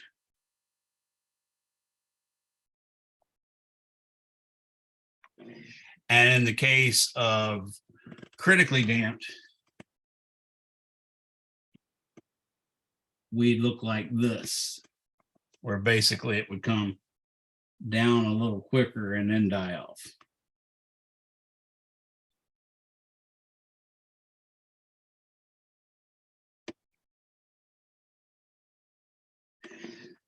So that's it. If you actually wanted a forced harmonic oscillator, then what you have to do with that, and you can see how the examples in the book are just more of those fitting initial conditions and stuff like that.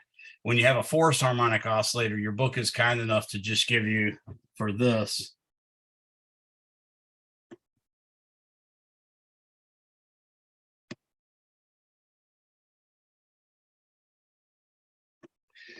They're going to tell you that X is equal to A 0 times the sine of omega t plus phi. I don't know why they switched to sine or not. Oh, I know why. Yeah, so they did that, and what they had for this equation was d2x over dt squared plus b dx dt plus k. This is b over m, and this is k over m x. Actually, no, I have to leave the m in there. So let's do this. I'll erase those two m's.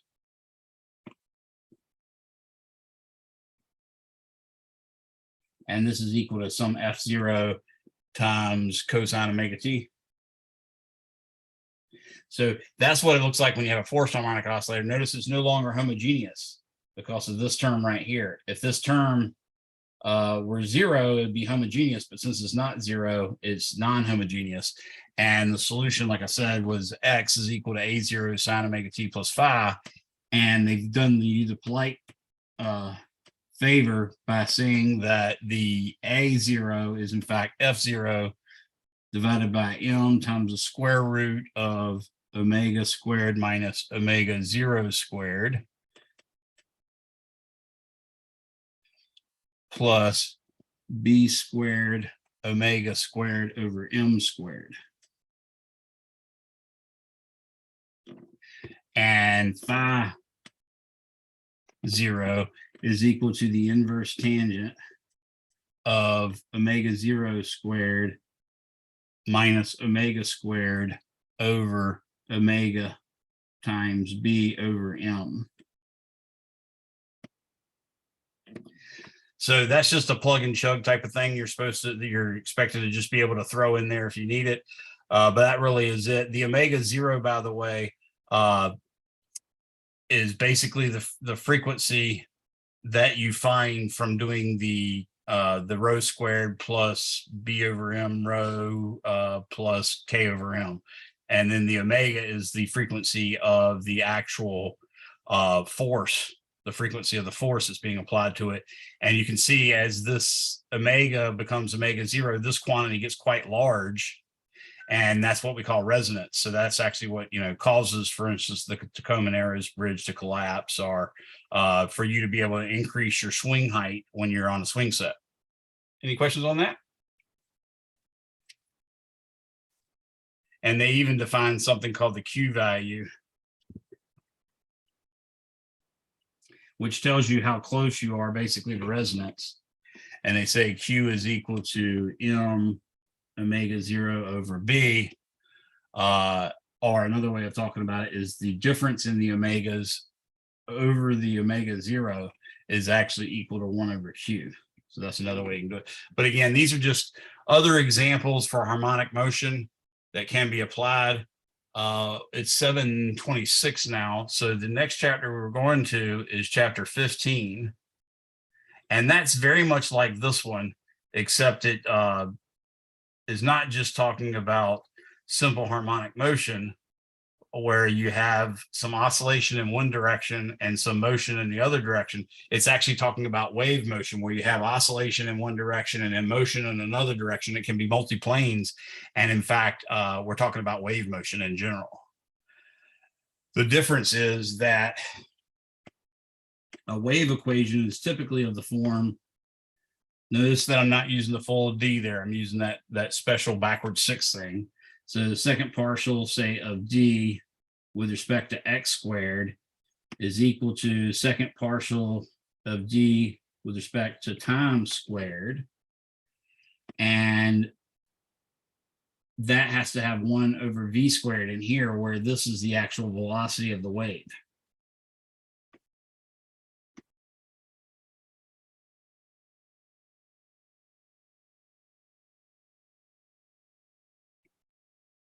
Okay, so that's the general equation of the velocity of a wave.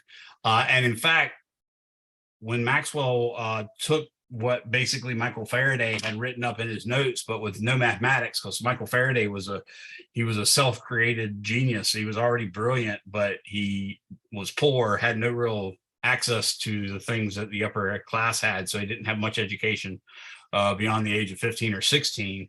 But he went to a library and found more or less a self-help book. And this guy talked about how you should, be reading books all the time and doing this sort of thing and that thing, and studying something, become really good at one thing, life habits, like where you set a schedule and stick to that schedule every day. And he started adopting that. And then he found another book called Conversations on Chemistry, written by a woman who was married to a physician who was quite wealthy, but being upper echelon people, they got to travel around and see various demonstrations. And one of the demonstrations they got to see was this guy that was a brilliant chemist who basically did oohs and ah type chemistry experiments. Or really, they weren't more so much experiments as they were shows. So he'd make flames turn blue and stuff like that.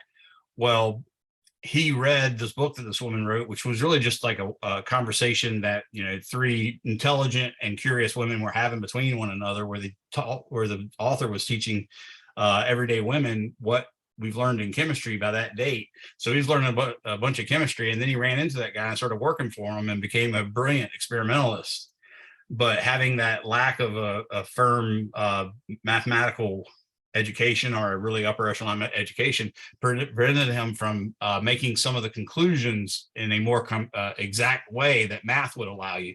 But he was a good writer, and he worked really hard with writing experts to help him figure out how to write things properly and accurately. So it turned out when Maxwell got the job that used to be held by Newton, he opened up Michael Faraday's notes and was just able to translate his explanations into mathematics. And once Maxwell fixed one of the equations that he had come up with from Michael Faraday's experiments, he then basically played with the equations a bit and got an equation of this form, this d2d over x dx squared plus 1 over v squared d2d over dt squared. And at that instant, he looked in that slot where there was a v, and in fact, there was 2 constants that they thought were unrelated to each other. One of them is more or less how easy it is to charge space, and the other one's more or less how easy it is to magnetize space. But he figured out that when you multiply those 2 numbers and then flip the result over, take 1 divided by the product, and then take the square root of that, lo and behold, he had the speed of light. So at that instant, he knew what light was. Light was an electric field oscillating in one plane, and then perpendicular to that was a magnetic field oscillating in that plane. And then perpendicular to that was the direction the wave was actually traveling. And that's exactly what light turns out to be in terms of waves.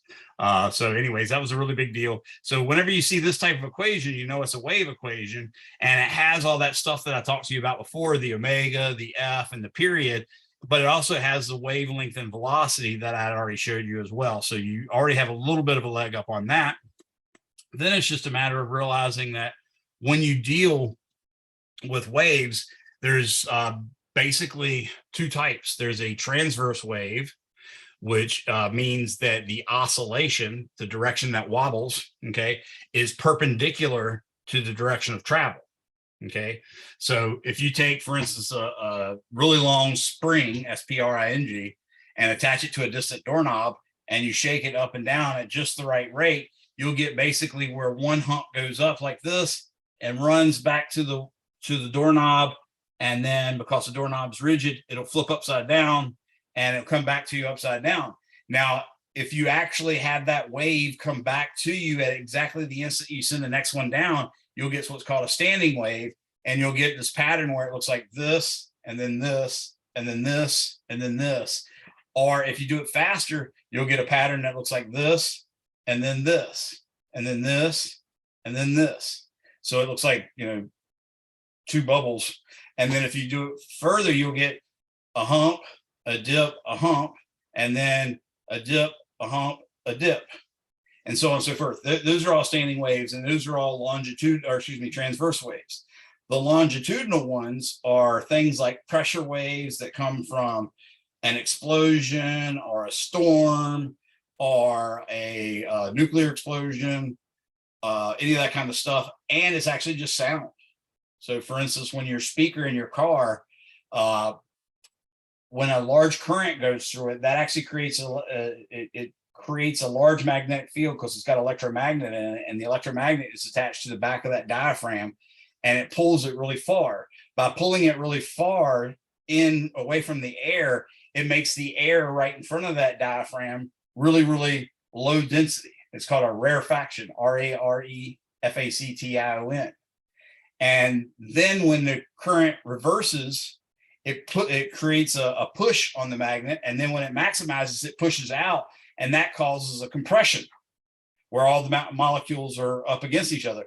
Well, by that time, the low density area has moved out, and now the high density area is behind it. So you get sort of a wobbling that's going in the direction of travel. That's what sound waves are, and those are called longitudinal waves. It turns out longitudinal waves can only exist in matter. They thought all waves could only exist in matter, but once we discovered there was no ether in outer space, we had to conclude that actually longitudinal waves, like the electromagnetic wave, can travel through a vacuum. But the longitudinal waves, they can't do that. They have to go through sound or something like that. And again, they're vibrating in the same direction as they travel. It's the vibrations in the same direction as propagation. That's the word they use for which way it travels. So you can see some examples of these waves. And in fact, earthquakes have both. If you've ever seen any footage of really large open areas, you'll see actual waves roll along the surface of the earth like this as a earthquake goes by. But you'll also find out that there's parts called a primary wave and then a parts called a secondary wave. And it turns out the primary waves are actually, if I remember correctly, the primary waves are the actual longitudinal waves, and the secondary are often transverse.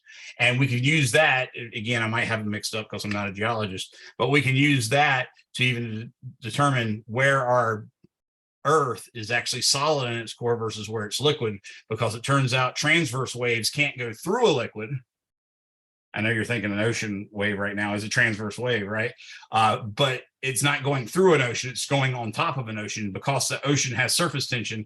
That's actually what allows ocean waves to travel. But if you try to go through a liquid, you can't, because all the molecules adjacent to each other have no net force to pull the molecule adjacent to it up.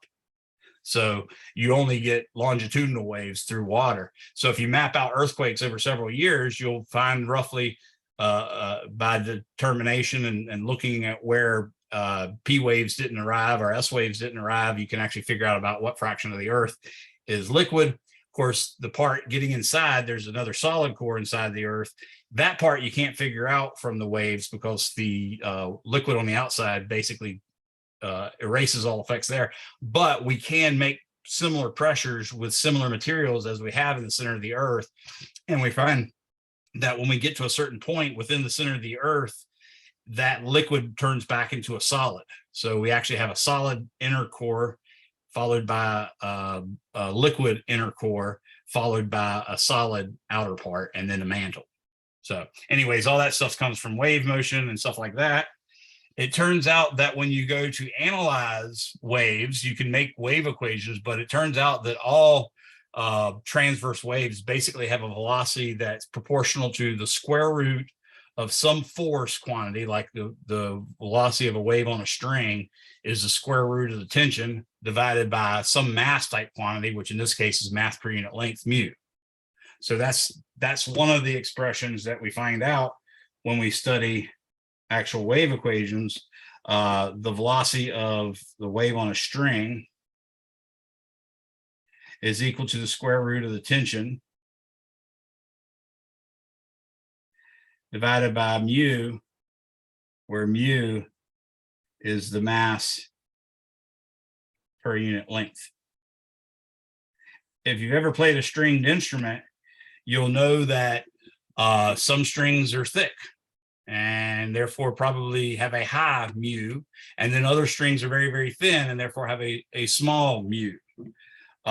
What that does is, via combining the proper amount of tension, you can make the velocity just right so that you get a standing wave. And again, these standing waves will look like, say, this.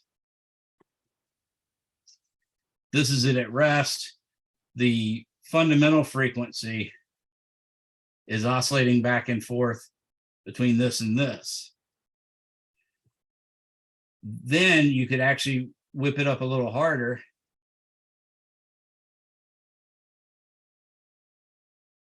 And you get that. Then you could whip it up a little harder still. And you get that. Followed by that. And you keep on doing it. And these little spots where there's no motion, these little spots, they're called nodes.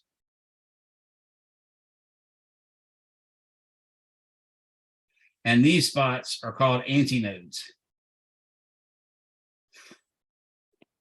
And you can see, for instance, in the blue one,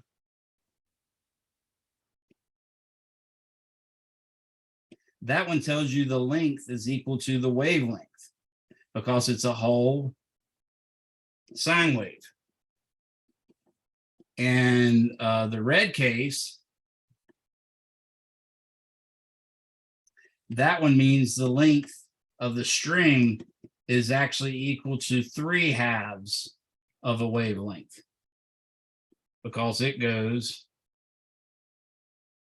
like that, where this right here is a whole wavelength, and that's an extra half. Let's go there. So that's what standing waves are. And generally speaking, like I said, it's always some kind of velocities equals square root of force per mass in some sense. So all the different wave equations you can actually derive, and they derive one for a mass on a string here that's actually pretty straightforward to follow. But you can see, for instance, the elastic force factor versus the inertia factor. That's what I'm talking about on the velocity of longitudinal waves. For instance, the velocity of a wave in a long rod is the elastic modulus divided by the density of the rod. The velocity of a longitudinal wave in a fluid is the square root of the bulk modulus divided by the density of the fluid. So all sorts of neat things you can find in here. Velocity equals square root elastic modulus divided by density, and that's through a rod. And then velocity equals the bulk modulus over the density, and that's for a fluid. Okay, so those are some of the things you can learn. And then it's just a matter of realizing, well, what are the actual differential equations, and what do I have to do to solve them? Well, we're going to do the same thing again. We're going to learn that power is equal to basically the energy divided by time. We can derive that, and it turns out that the power is directly proportional to the square of the amplitude. Wave power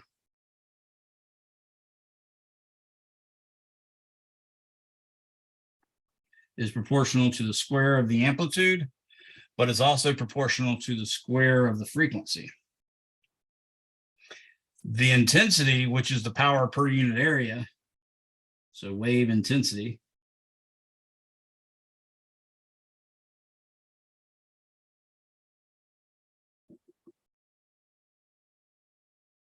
which equals the power per unit area, is proportional to the square. It's proportional, first off, to the density, to the velocity, to the frequency squared, and to the amplitude squared.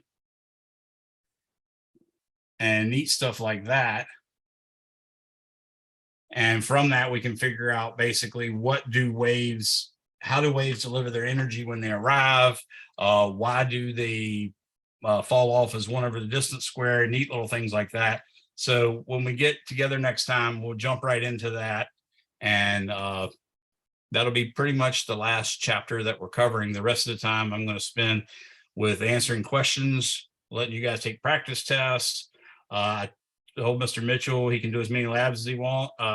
And I just told him if he runs out of labs to do before he has to leave, then he can certainly use the time to help you guys figure out, some past questions on the practice test or any things that you ran into, because 80% to 90% of all the test questions that will come on your final exam will come from previous tests.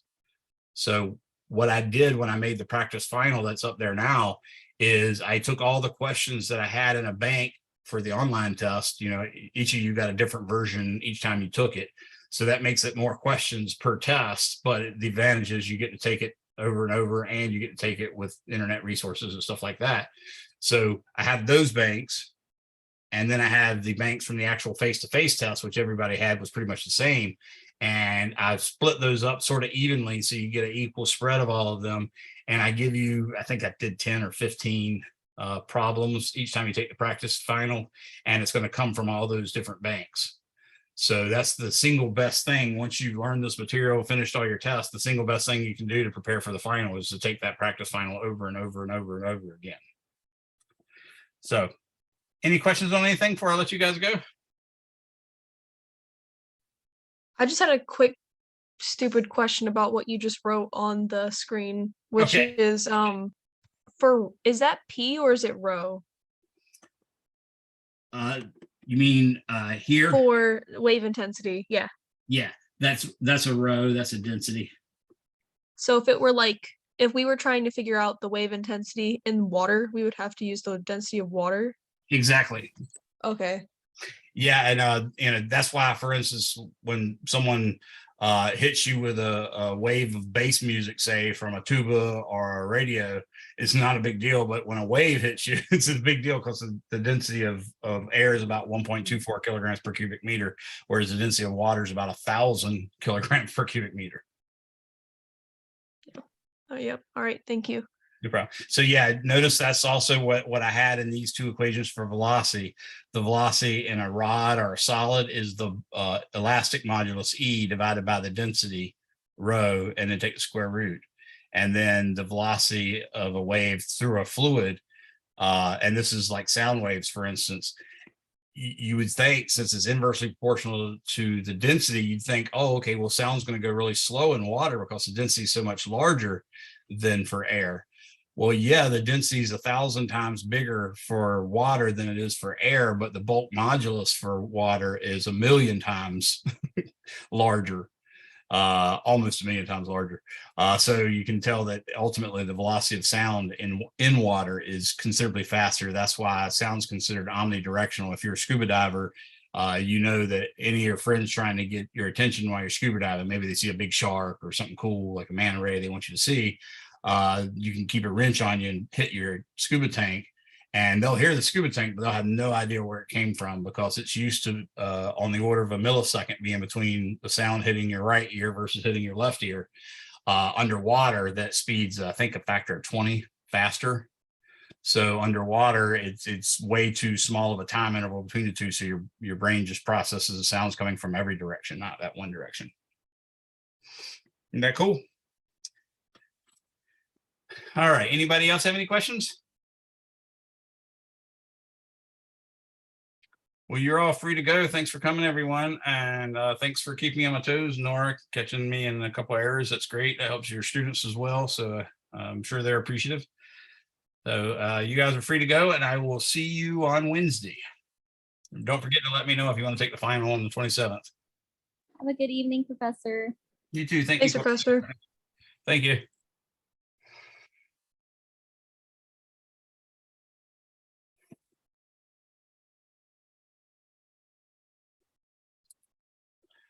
Josiah, do you have a question, sir? All right. See you, everybody.